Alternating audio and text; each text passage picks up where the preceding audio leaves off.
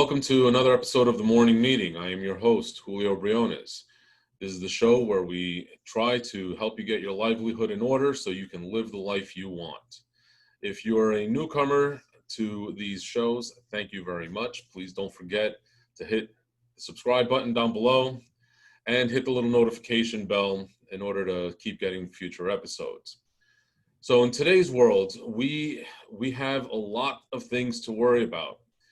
You know, there's this pandemic going on, the economy's screwed up, everything else. And if you are a business owner, the last thing you want to have to worry about is unmitigated fraud going on in your business.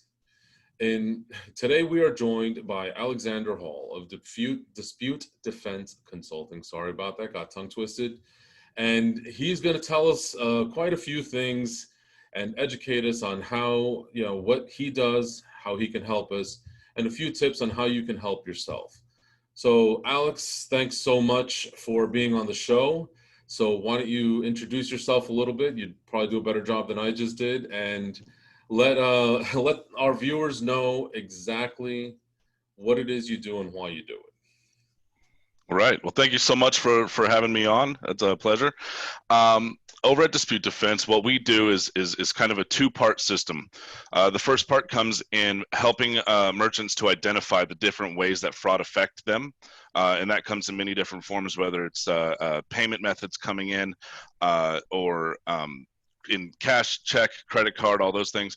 But then additionally, dishonest practices such as return policy exploits, marketing policy exploits, B2B dishonest leveraging in your supply chain. There's a lot of different ways that dishonest tactics end up costing the merchant a lot of money, and then also a lot of losses, whether it's reputation with the processor or not. All of those things are very important. So that's the first step to what we do whenever we're working with the client. The second thing that we do is we make sure to inform them and make them and leave them with the confidence that they need in order to make educated decisions in the future. And we achieve that by creating data management schemes. We teach the merchant how to do their data analysis, and then we also teach them how to spot soft spots in new software employment that they do in the future. So that's kind of the whole process in a nutshell.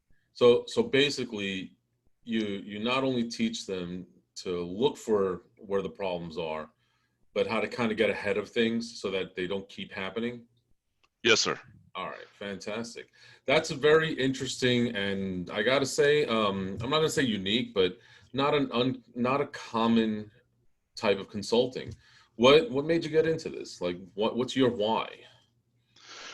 So long ago, when I was doing computer repairs, I was paid with a bad check. And here in Vegas, we take our checks to the casino and we see if we can win when we spin that little wheel, you know? Yeah. So, but 2 years after I cashed that check, turns out I was in warrant. I got arrested. I went to jail, paid restitution. It was a huge mess for me. It put me out for about 2 weeks and I lost about $500 for the restitution.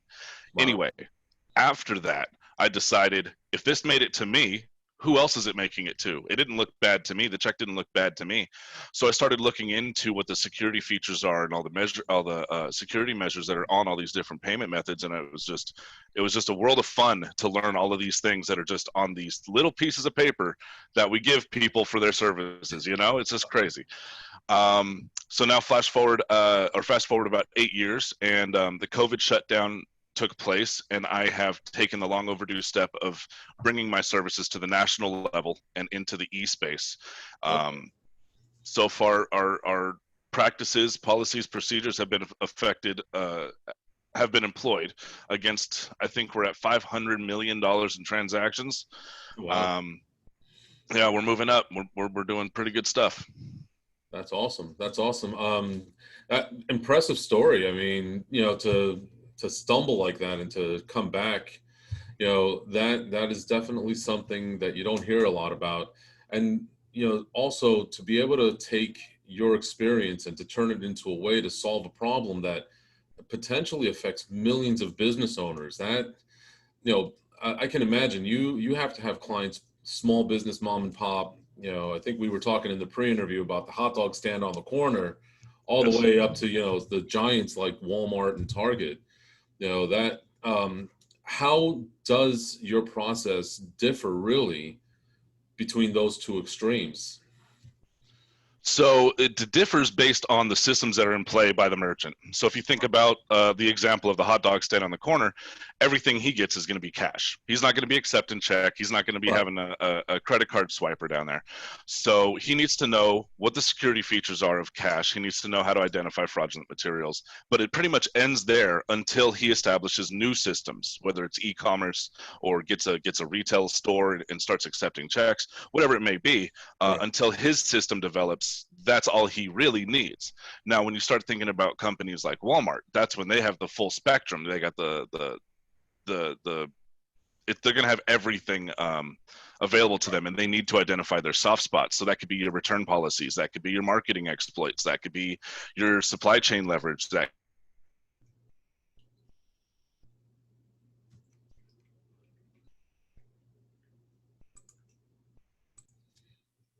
and that can be their supply chain leverage being leveraged dishonestly. That could be they really have the entire system built up with a lot of different moving parts that then give a transfer of value from the merchant to a customer.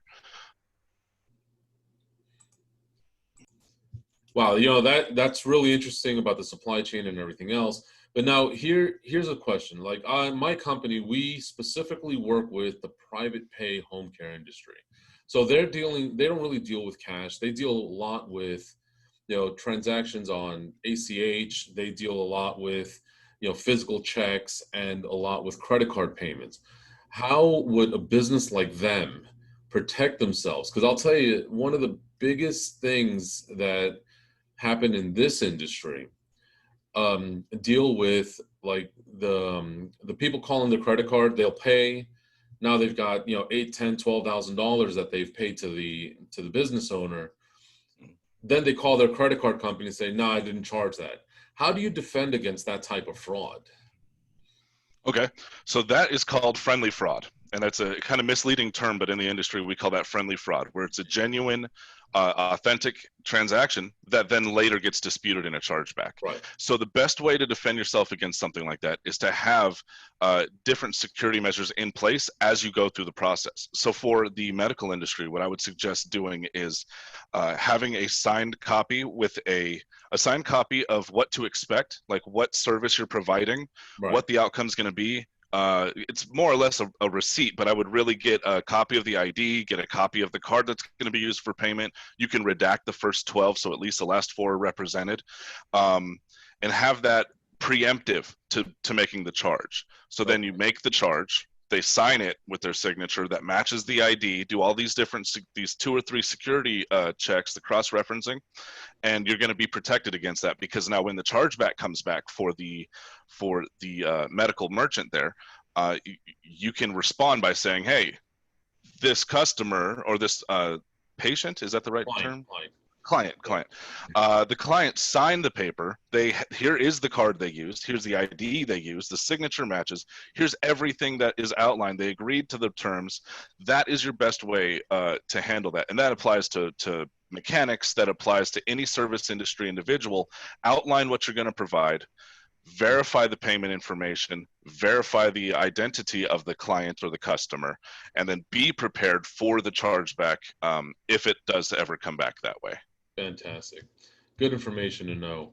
So now, as we're getting close to, wrapping up this, what tips do you have that are just absolute, if you do nothing else, if nobody decides to call you and they just want to protect themselves, what is the number one tip you would give to your small to medium-sized business owner? The guys like you and me that we're out here doing consulting, we're out here trying to grow our business, and we're not quite that hot dog stand taking cash, but we're not quite Walmart either. What would be the best tips that you got?